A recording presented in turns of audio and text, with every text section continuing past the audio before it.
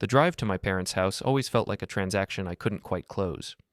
It was a 90-minute commute through the kind of suburban sprawl that suggests comfort but delivers only monotony.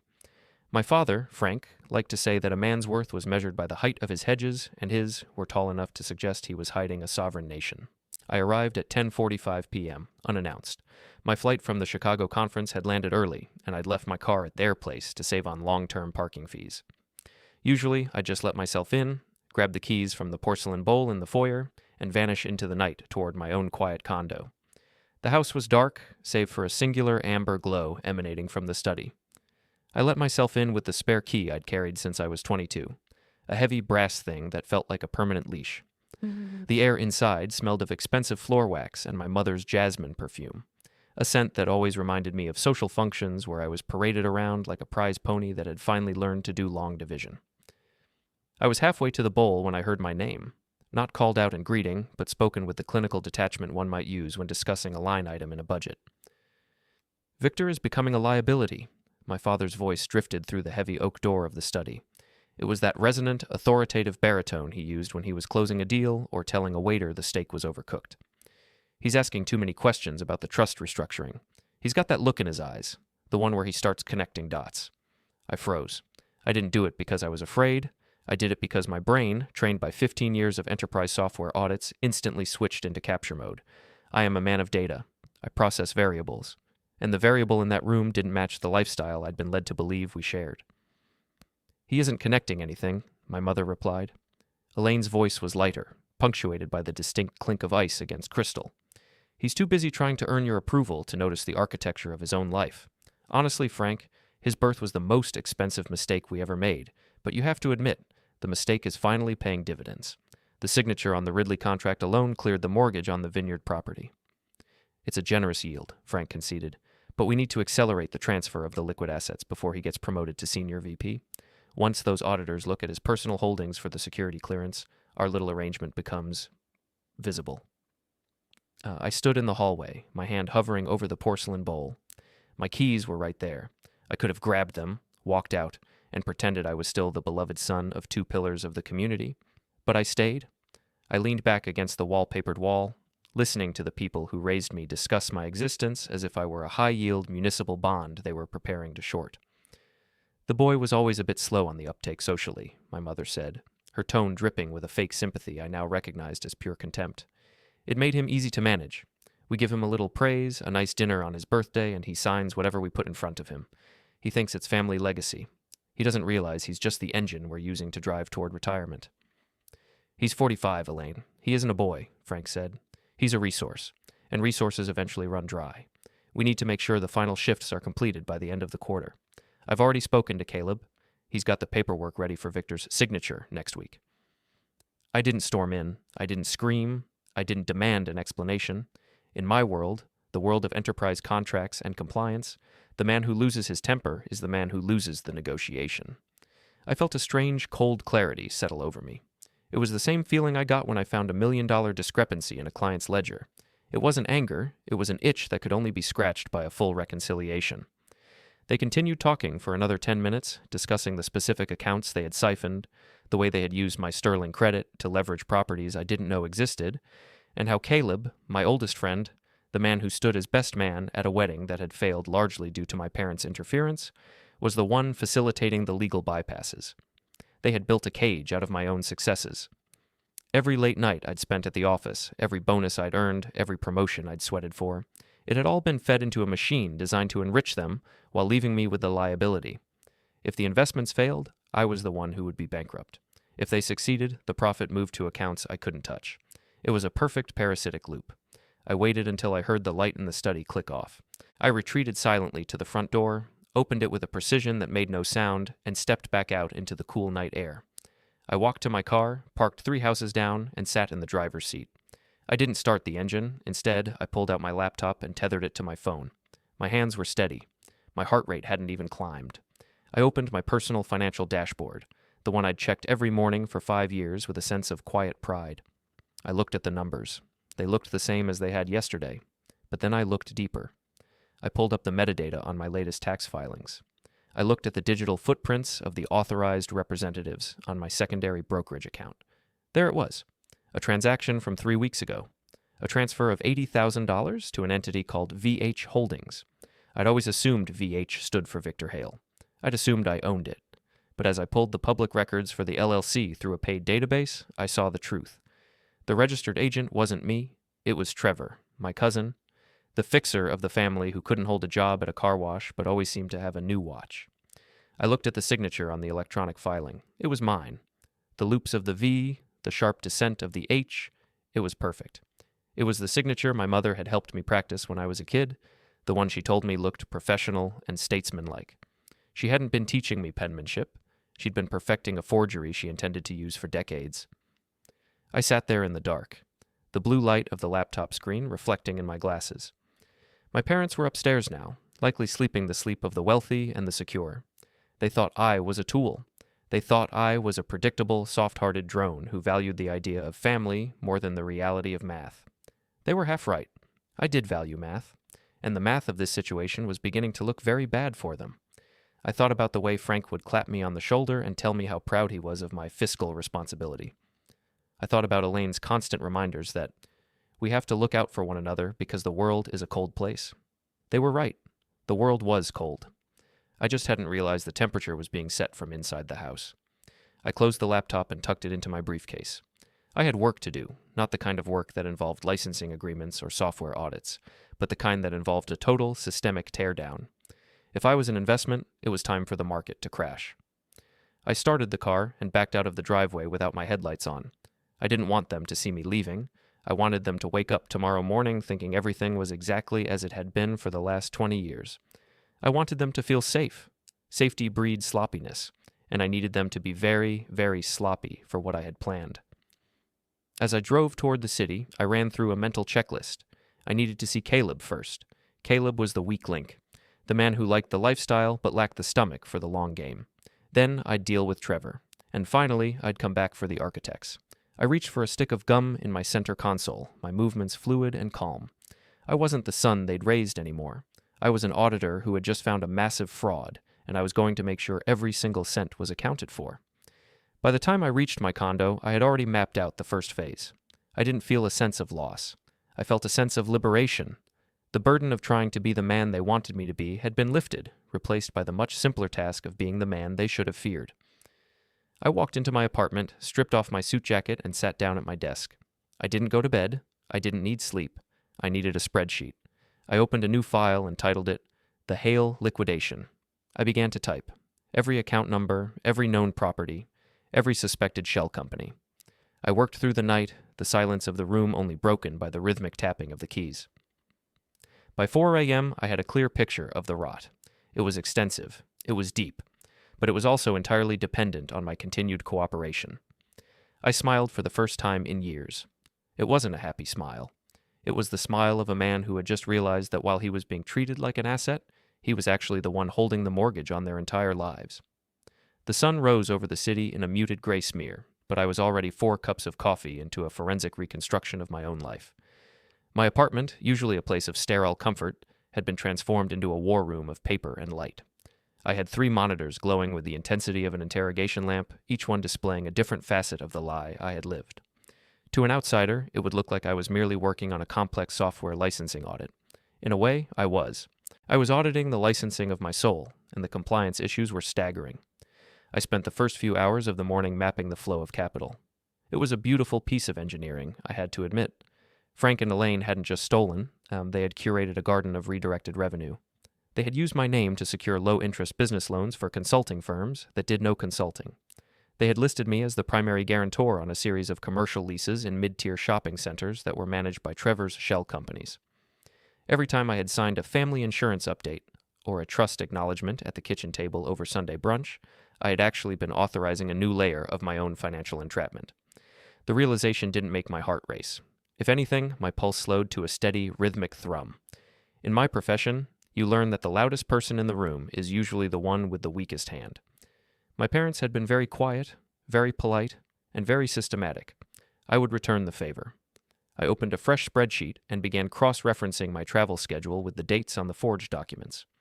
I found 11 instances in the last 2 years where I was confirmed to be in London or Singapore on the exact day I had supposedly sat in a notary's office in downtown Ohio. By 10 a.m., I had enough to ruin them. But ruin wasn't the goal. Total reclamation was the goal. I wanted the marrow back from the bones. I showered, dressed in a charcoal suit that cost more than Trevor's car, and drove to the offices of Morris and Associates. Caleb Morris had been my friend since we were 10.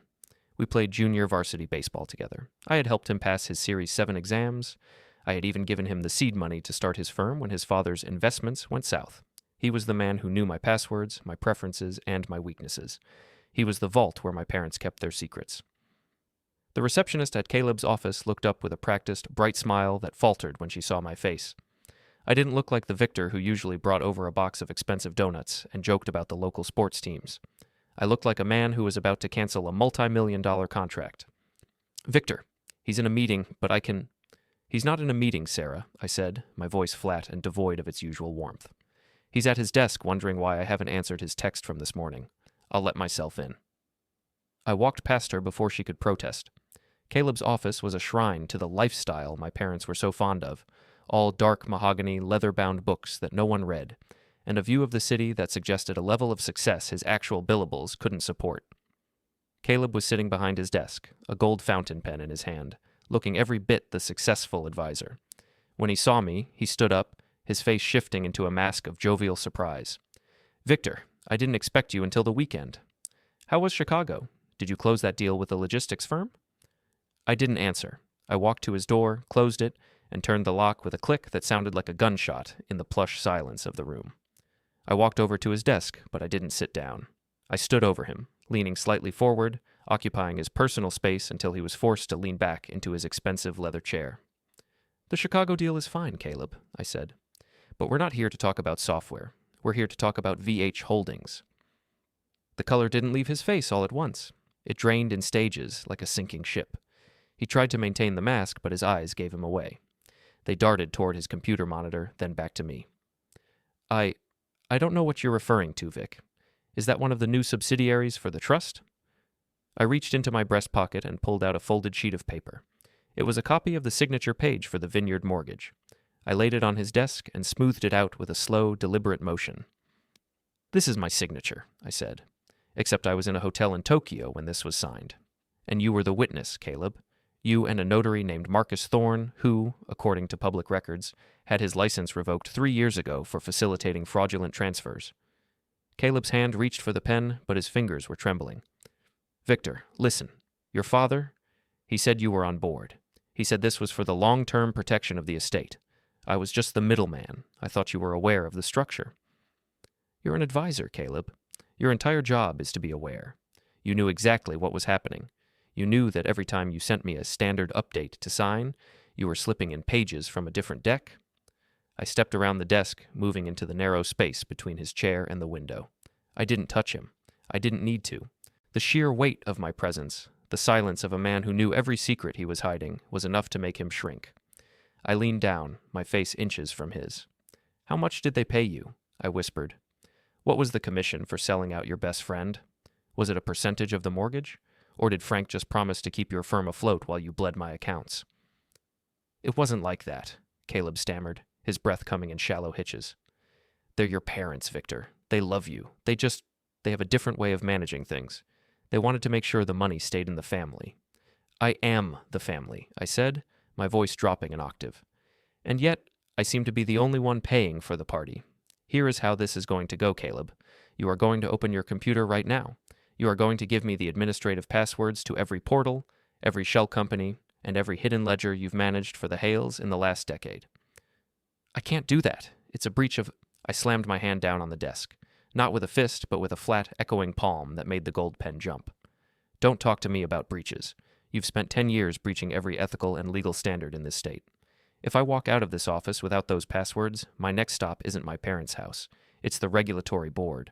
I will hand them the Tokyo flight logs and the Thorne documents, and I will watch them dismantle your life until there isn't enough left of your career to fill a briefcase."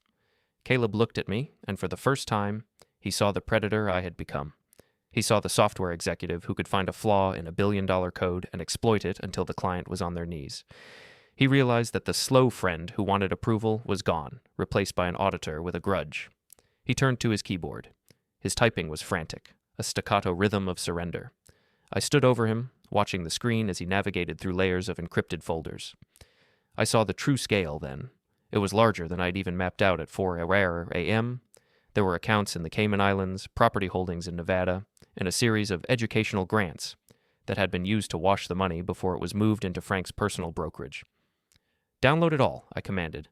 "Every PDF, every spreadsheet, every email chain where my father told you how to trick me, put it on this." I tossed a high-capacity thumb drive onto his desk. He worked in silence for 20 minutes.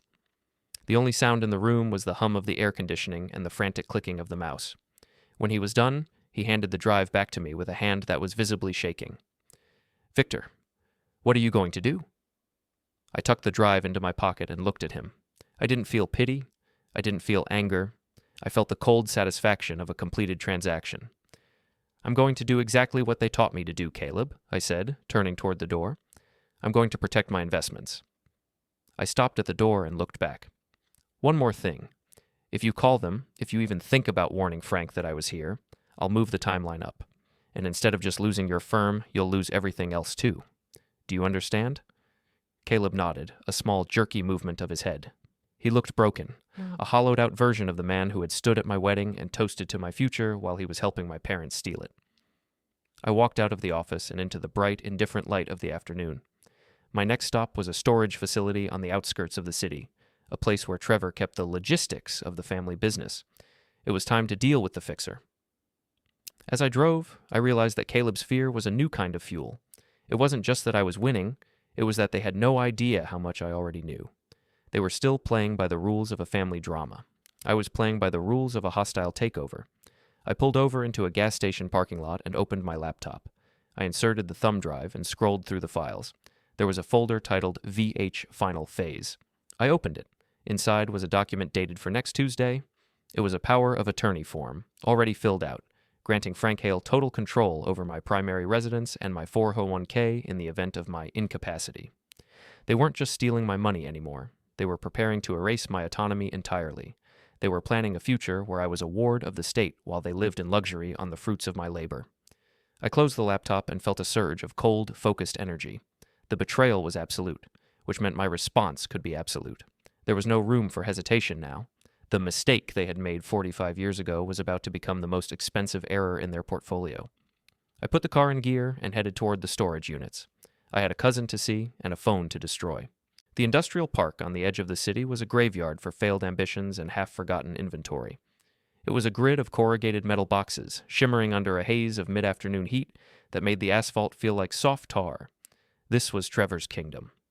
My cousin was a man who lived in the margins, a professional facilitator who managed the physical assets my parents didn't want tied to their own clean suburban zip code.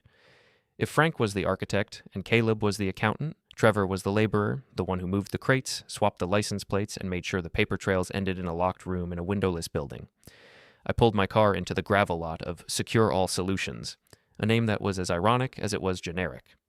I didn't park in the visitor space. I parked my vehicle directly across the main gate, blocking the exit.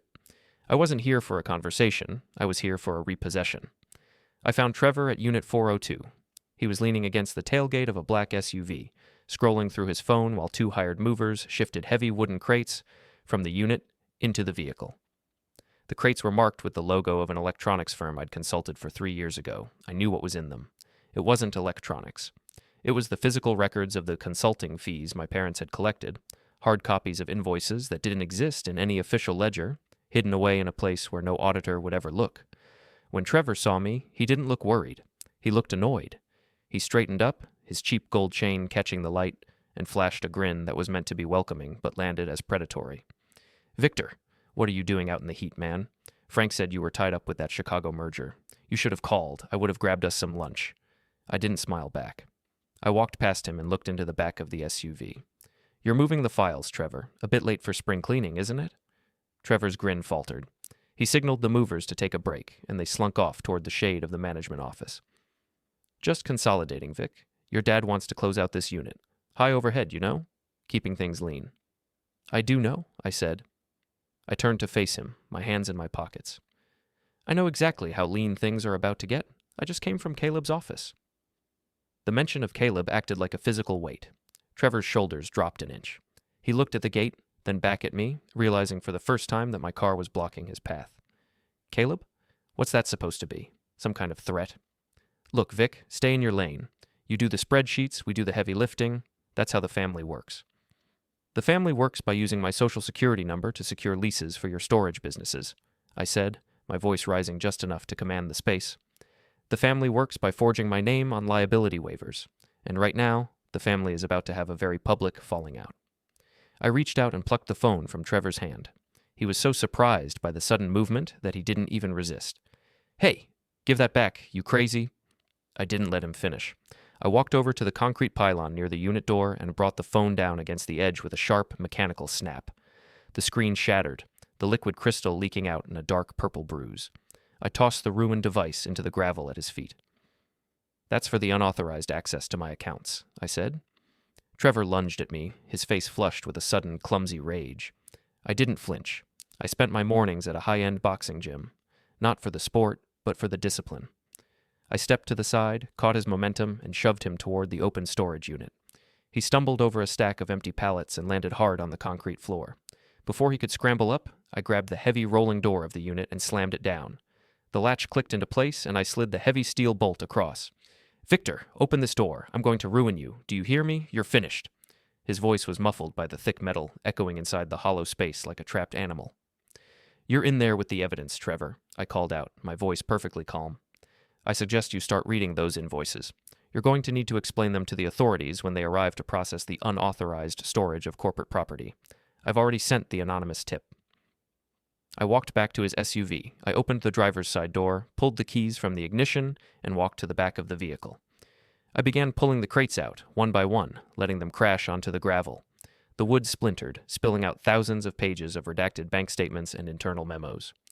I took his keys and threw them as far as I could toward the overgrown retention pond at the back of the property. Then I went to his SUV's tires.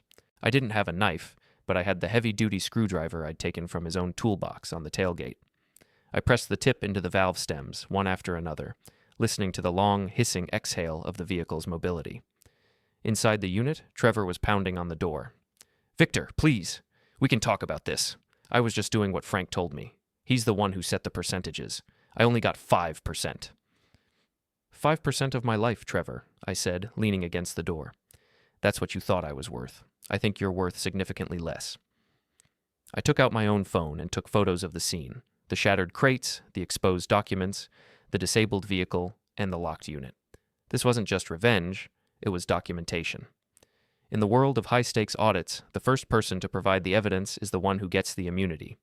I was building a fortress of proof, and I was using Trevor's own incompetence as the foundation.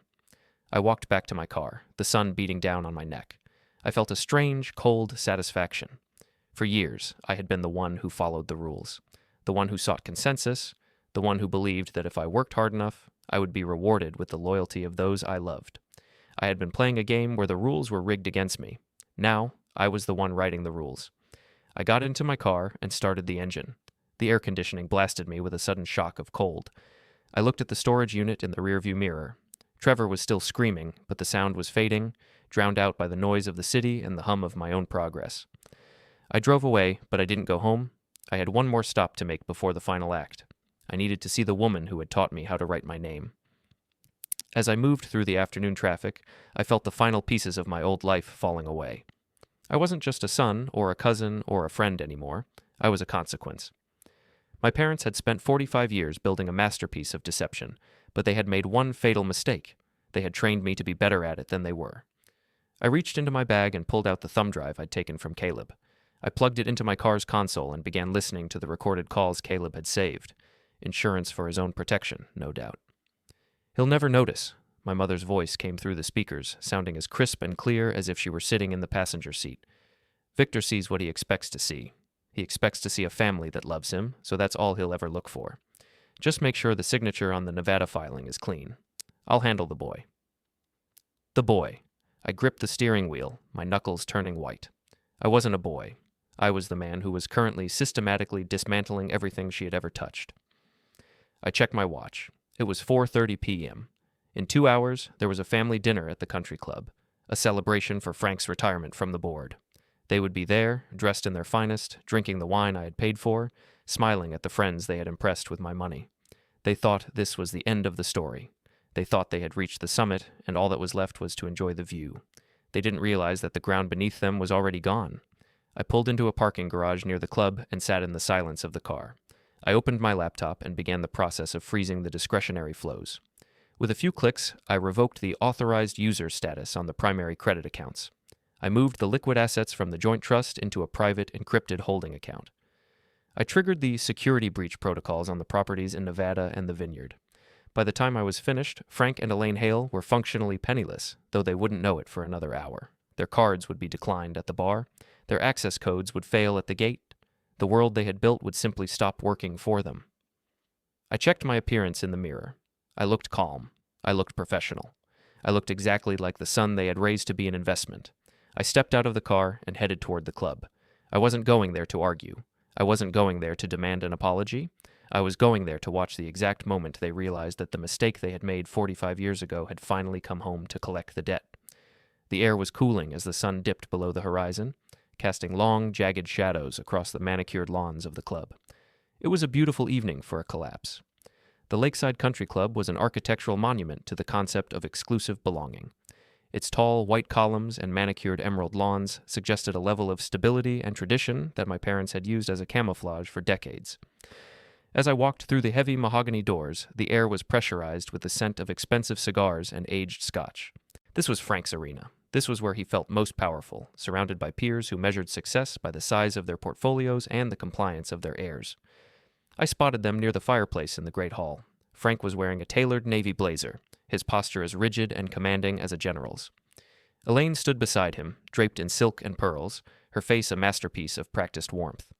They were holding court with a small group of board members and their wives, laughing at some anecdote Frank had just delivered with his trademark practiced charm. They looked like the very definition of a successful American family. It was a beautiful facade, polished and glistening, and I was about to put a sledgehammer through the center of it. I didn't rush. I walked with the measured gait of a man who was already in possession of the outcome. When I reached the group, Frank spotted me, and his smile broadened, though it didn't reach his eyes. His eyes were always calculating the next move. "Victor, you made it," he boomed, clapping a heavy hand onto my shoulder. The weight of it felt different tonight, not a gesture of affection, but the heavy hand of a proprietor checking the condition of his property. "We were just telling the Millers about your recent success in Chicago, a chip off the old block, this one." "In more ways than you know, Frank," I said. My voice was quiet, steady, and entirely devoid of the deference I had spent 45 years perfecting.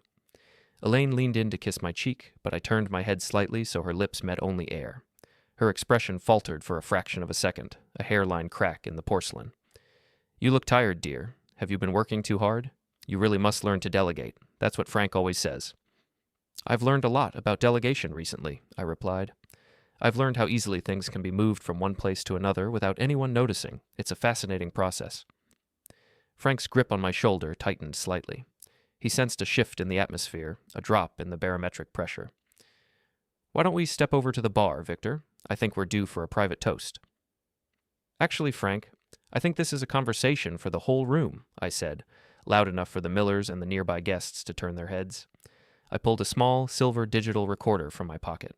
It was a sleek, professional device, the kind I used to record high-level depositions. "Victor, what is this?" Elaine hissed, her public smile now a tight, frozen mask. "It's a family history lesson," I said. I pressed the play button. The acoustics of the great hall were designed to carry sound, and the recording was crystal clear. It was the conversation I had heard through the study door. My father's voice filled the space, clinical and cold. "Victor is becoming a liability. He's got that look in his eyes." Then came my mother's response, sharp and biting. "His birth was the most expensive mistake we ever made, but you have to admit, the mistake is finally paying dividends." The silence that followed in the room was absolute. It wasn't the silence of peace, it was the silence of a vacuum. The Millers looked at their shoes. The board members looked at the ceiling. Frank's face went from a healthy, Scotch-fueled pink to a sickly, ashen gray. Elaine's hand went to her pearls, her fingers twisting the strand as if she were trying to choke herself. That is a fabrication," Frank managed, his voice cracking. "A digital trick. Victor, I don't know what kind of game you're playing, but this is beyond the pale. To embarrass your mother and me in public? I'm not playing a game, Frank. I'm conducting a final audit, I said. I reached into my briefcase and pulled out a stack of folders. I didn't hand them to him.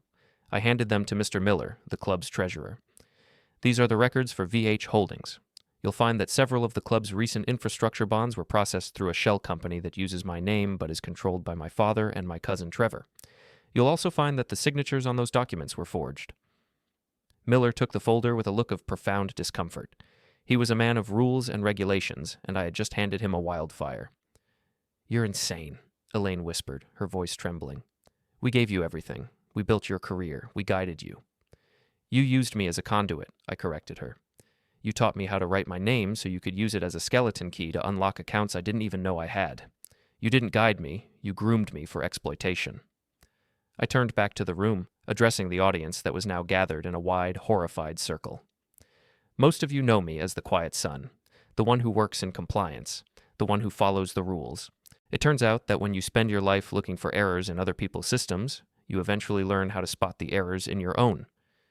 Frank stepped toward me, his hand raised as if he intended to strike me, or perhaps just to silence me by force. I didn't move. I looked at him with a clinical detachment that seemed to stop him in his tracks. He realized, perhaps for the first time, that the liability had become a sovereign power. I've already spoken to the bank, Frank, I said, and the brokerage, and the firm in Nevada. I've revoked every authorization. I've flagged every signature for forensic review. As of 20 minutes ago, the accounts you've been using to fund this lifestyle are frozen. The vineyard property is under a legal hold.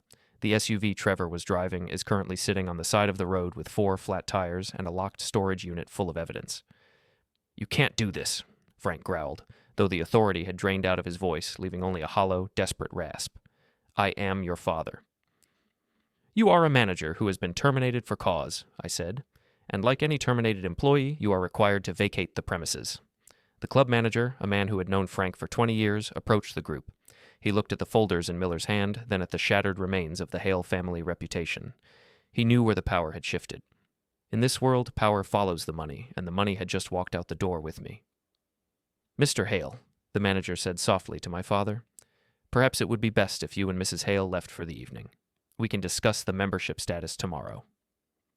It was the ultimate social execution. To be asked to leave the club was, in Frank's world, a fate worse than bankruptcy. It was the removal of his identity. Elaine began to weep, not the soft, elegant tears of a victim, but the harsh, ugly sobs of a woman who realized the theater was over. She looked at me, hoping for a flicker of the son she used to manage, the boy who would do anything for a kind word. She found nothing. I was a blank screen, a ledger that had been balanced. Victor, please, she sobbed. We can fix this. We can go home and talk. I don't have a home with you, I said, and you don't have a home at all. I've already changed the locks on the main house. Since it was purchased with funds diverted from my primary earnings, and the deed was filed using a forged power of attorney, I've taken possession of the property. Your belongings will be delivered to a motel in the morning. Frank looked like he had aged 20 years in 20 minutes. He looked around the room, searching for an ally, a friend, a peer who would stand by him. But he had spent his life surrounded by people exactly like himself, people who only respected strength and solvency. Now that he had neither, they looked away. I walked toward the exit, the crowd parting for me as if I were a ghost. I felt a strange, humming lightness in my limbs. The weight of their expectations, their greed, and their false love had been stripped away, leaving only the hard, polished reality of my own autonomy. As I reached the doors, I stopped and looked back one last time. Frank and Elaine were standing in the center of the hall, isolated and small under the high vaulted ceiling. They looked like two people who had just realized they were standing on a stage after the audience had already left. You were right about one thing, Frank, I called out across the silent room. The mistake is finally paying dividends. I'm just the one collecting them now. I walked out into the night. The air was sharp and clean. I didn't feel the need to celebrate. I didn't feel the need to reflect. I felt only the quiet, ruthless satisfaction of a process completed. I got into my car and drove away from the club, leaving the lights and the music and the lies behind me. I had one more act to perform, one final move to ensure that the collapse was permanent. I had spent my life buying an investment for them. Now, I was going to be the reason they went out of business. I opened my phone and sent a single text to the private investigator I'd hired that morning. Phase 4 complete. Initiate the public disclosures. The twist they hadn't seen coming, the one I had only realized myself as I looked through Caleb's files, was that my parents hadn't just been stealing from me, they had been stealing from the very people standing in that room. They had used my reputation to solicit investments for a fund that didn't exist, using the club members' money to pay for the very lifestyle they were flaunting. I hadn't just ruined them in front of their friends. I had turned their friends into their creditors. By morning, the phone calls would begin. The lawsuits would follow. The social collapse would become a legal one. And I would be gone, a ghost in the system, watching from a distance as the fire they started burned everything they ever loved to the ground. The aftermath of the country club collapse moved with the mathematical precision of a falling row of dominoes. By the following morning, the digital disclosures I had initiated were already beginning to saturate the local business community. My parents had lived by the sword of social standing, and now they were being dismantled by the very transparency they had spent 45 years avoiding. I spent the early hours in a rented office space downtown, a neutral territory where I could watch the fallout through a series of encrypted dashboards and news feeds. The investment had officially defaulted, and the creditors were circling. Reports were coming in of emergency board meetings at the club and at the various charitable foundations Elaine had chaired. The realization that they had been using my reputation to siphon funds from their peers was a toxin that moved through their social circle with incredible speed. I watched as the property records for the main house updated in real time. The legal hold I had placed was a digital barrier they could not breach. They were essentially nomads now, stripped of the luxury they had stolen, left only with the clothes they had worn to a dinner that had become their professional finish line. I drove to the main house at noon. It was a sprawling estate of stone and glass, a monument to the labor I had provided and the profits they had harvested. I parked at the end of the long, circular driveway and sat for a moment. The house was quiet, but I knew Frank was there.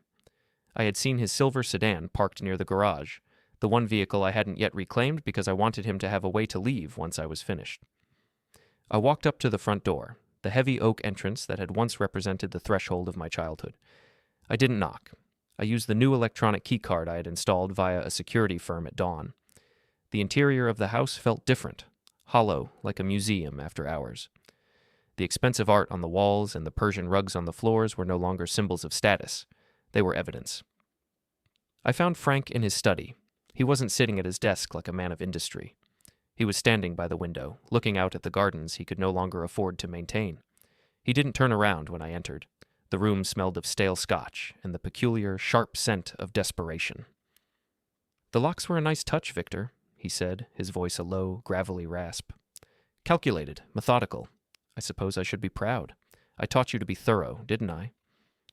"You taught me that everything is a resource to be managed," I said, walking to the center of the room. I didn't sit. I wanted to remain the taller presence. "I'm just managing the exit strategy now." Frank turned then. His eyes were rimmed with fatigue, and the crisp navy blazer from the night before was wrinkled, his collar open. He looked like a man who had spent the night staring at a ledger that wouldn't balance. "You've ruined us. You realize that, don't you? The Millers, the board, the accounts. There's nothing left. We're being evicted from our own lives." "You were never living your own life, Frank. You were living mine," I said. I stepped closer, entering his personal space just as I had with Caleb. Every vacation, every bottle of wine, every brick in this house was paid for by a man you called a mistake. You didn't just spend my money, you spent my time, you spent decades of my work as if it were a natural resource you had a right to strip mine. Frank tried to summon his old authority, straightening his shoulders and narrowing his eyes. "We gave you the platform. Without our name, without the education we provided, you'd be nothing but a middle manager in some windowless cubicle. We invested in you, and we expected a return. That's how the world works, Victor. It's a series of exchanges." "An exchange requires consent," I countered, my voice dropping to a level of cold, sharp clarity. "What you did was embezzlement. You didn't invest in a son, you cultivated a victim." I reached out and picked up a heavy crystal decanter from the sideboard. It was an antique, a family heirloom Frank often bragged about. I turned it over in my hands, feeling the weight of it. Frank's eyes followed the movement, a flicker of genuine anxiety crossing his face. "Put that down," he commanded, though the command lacked any real force. I looked at him, then let the decanter slip through my fingers. It hit the hardwood floor with a sharp, echoing shatter, the expensive liquid splashing across his shoes. I didn't look down at the mess. I kept my eyes on his. "That decanter was purchased in 1998, I said. using the interest from a college savings fund you had already redirected into a shell company. It wasn't yours to keep, Frank.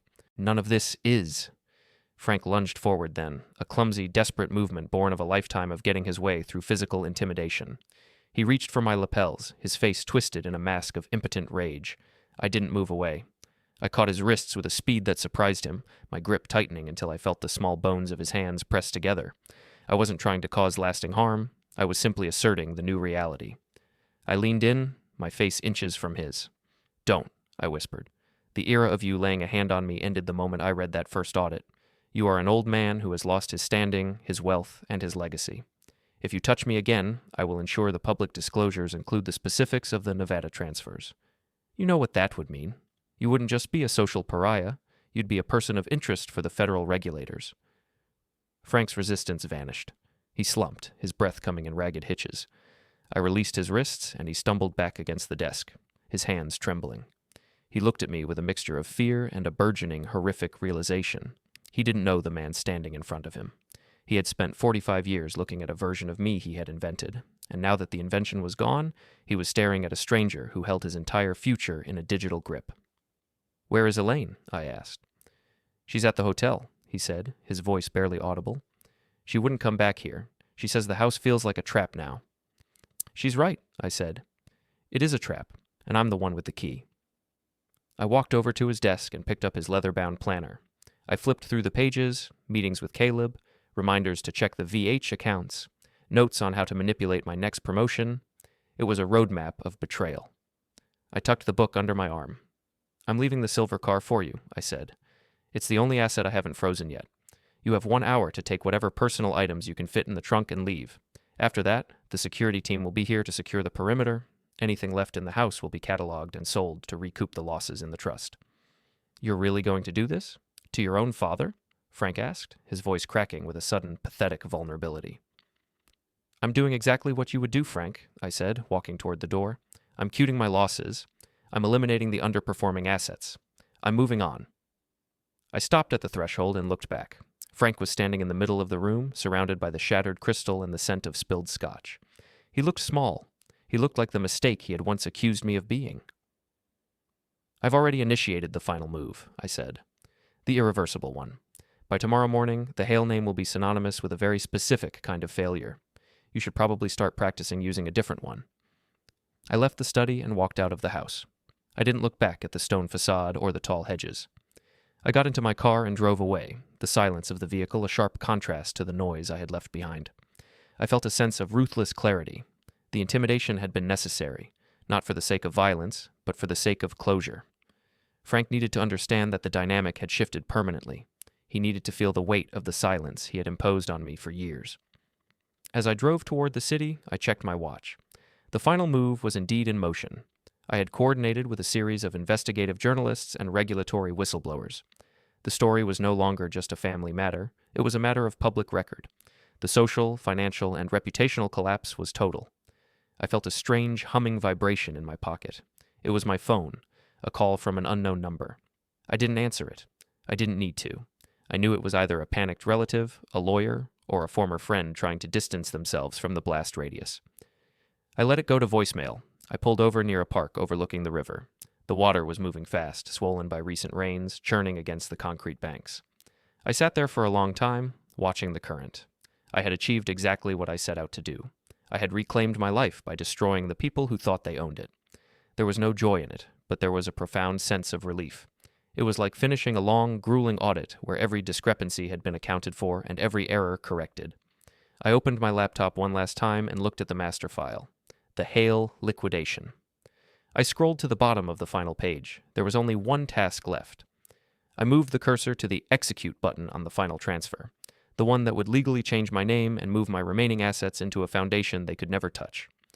I hovered over the button. This was the point of no return. Once I clicked this, Victor Hale, the son of Frank and Elaine, would cease to exist in any legal or financial capacity. I would be someone else, someone they didn't know, someone they couldn't reach, and someone they could never again call an investment. I clicked the button, the screen flickered for a second, then displayed a single word: confirmed. I closed the laptop and looked out at the river. The sun was beginning to set, casting long orange streaks across the water. The final act was ready to begin.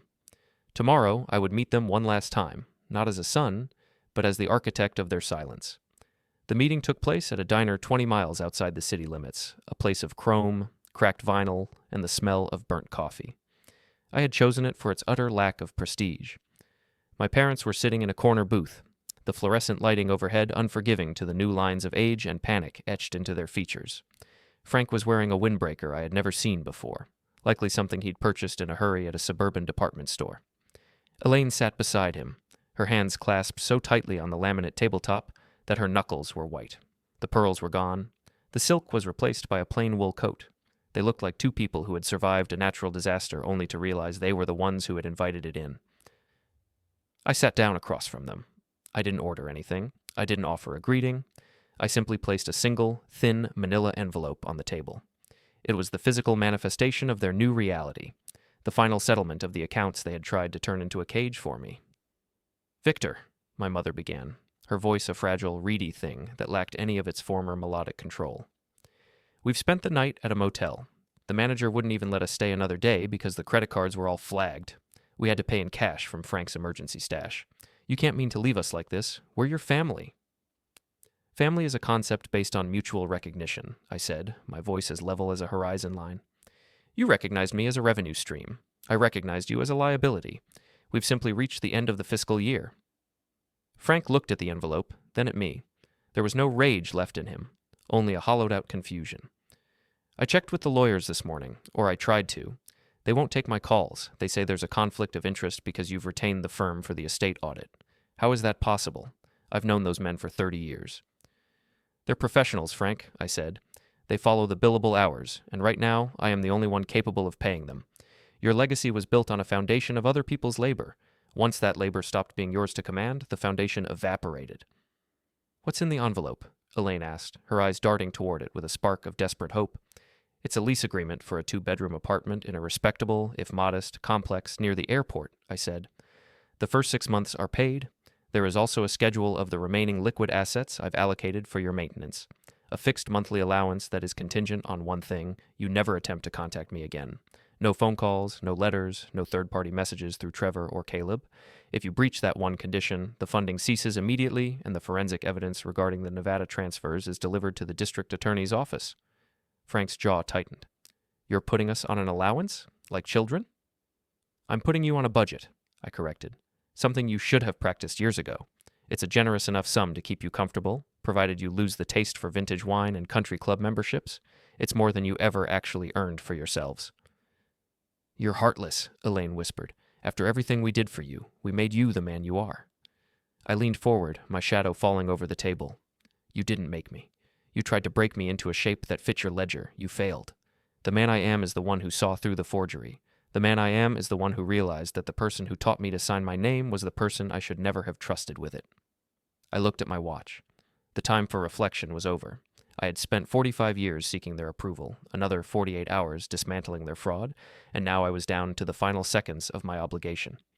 There were no tears, no dramatic outbursts, no lingering sense of tragedy. There was only the quiet, clinical satisfaction of a closed file. "The silver car is parked outside," I said, standing up. "The keys are in the envelope, along with the address for the apartment. I suggest you go there now. The motel will likely be calling about the unpaid balance soon." "Victor, wait," Frank said, reaching out a hand as if to catch my sleeve. I stepped back, just out of reach. "There is no more Victor for you to speak to. That person was an investment that didn't pay off. As of 9 o'clock this morning, my name is legally changed. My accounts are private. My life is entirely my own." I looked at them one last time. They weren't villains in a grand epic. They weren't even particularly clever. They were just small, greedy people who had mistaken their son's loyalty for a permanent line of credit. They looked small in the oversized booth, dwarfed by the reality of a world that no longer owed them anything. "I was never your son," I said, the words falling like stones into a still pond. "I was just the only person in your life who was actually worth something, and now I'm gone." I turned and walked toward the door. The bell above the entrance chimed with a cheerful, metallic ring. I stepped out into the bright morning air. The sun was high, the sky a brilliant, indifferent blue. The parking lot was full of ordinary people going about their ordinary lives. Truckers stopping for breakfast, commuters grabbing coffee, families headed toward the coast. I walked to my car, a different vehicle than the one I'd been driving, purchased through a private entity 2 days ago. I got in and started the engine. The dashboard hummed to life, showing a full tank of gas and a clear map ahead. I didn't look at the diner. I didn't look at the silver car parked 3 rows over. I put the car in gear and pulled out onto the highway.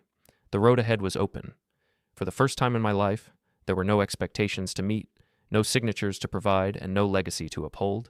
I was a blank page. I was a balanced account. I was free. I accelerated, merging into the flow of traffic, becoming just another anonymous traveler moving toward a destination of my own choosing. The rearview mirror showed only the receding architecture of a town I never intended to see again. I reached out and turned on the radio, finding a station that played nothing but instrumental jazz, clear, complex, and unburdened by lyrics. The story was over. The audit was complete. The debt was settled in full. I didn't need to heal, and I didn't need to forget. I simply needed to drive, and so I did.